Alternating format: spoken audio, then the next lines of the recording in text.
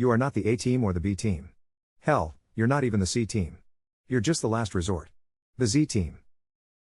They say no great plan survived contact with the enemy, and that was true.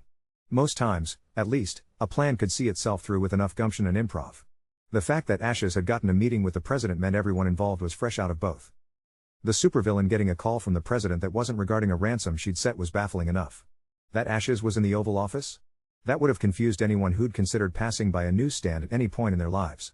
Ashes only got involved in things that she wanted to do, and most of them were crimes, the kind of things that the president called other heroes up for. Ashes didn't understand that this was the case. As far as she was concerned, it was about time the president believed she could solve other people's problems in addition to causing them. She was a multifaceted woman. All that mattered now was the payment. I've spoken to my cabinet. We are prepared to meet all of your demands. President Catherine Montague was a regal woman with high cheekbones and a higher tightly wound bun who'd been called unflappable by the press in the past. Based on her fraying hair and the bags under her eyes, it was obvious that she was categorically flapped. With some small caveats, she finished. Ashes had her combat boots on the desk of the Oval Office, and she hadn't even washed them prior, but everyone in the room expected that kind of delinquency. What they didn't expect was the man beside Ashes, a demure mouse of a lawyer, Robert Teak, who'd been eviscerating negotiations for the past hours while a rogue megatitan stomped around the bottom half of Iowa. I don't like the sound of caveats, Ashes said after a moment. It was one of the few on-topic things she'd said during this meeting. She'd mostly been speaking through her lawyer. My client doesn't like the sound of caveats, the lawyer echoed. You can read them here. President Catherine Montague slid a massive contract across the table. Luckily for the residents of Iowa, the edits were on the front page. My client has stated that any contract which does not allow her to serve one full term as President of the United States is unacceptable. The lawyer slid the contract back after reading the first line. I'd settle for vice and pre-exoneration for one murder of a government official, Ashes said. My client would be willing to negotiate down to.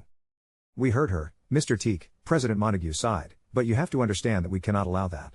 Last time was a disaster. Yes, last time is why my client is requesting a full term. A second impeachment would be a breach of contract. The Oval Office wasn't a pot, but it could simmer. The Megatitan is killing people, President Montague explained. She turned directly to Ashes and held up a hand to Mr. Teak when he tried to interrupt. Don't you want to help? My client will not work for the state without receiving the fair market value for her services.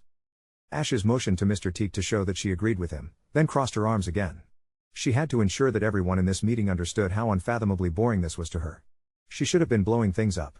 She should have been. Hold on. How big is the Megatitan? Ashes asked. Megatitan, Teak corrected. What did I say? Megatitan, with a space, is a registered trademark of. It's very big, Ashes, President Montague said. She couldn't see Ashes' eyes, but she liked the change in the villain's body language. Does it have a glowing red weak point?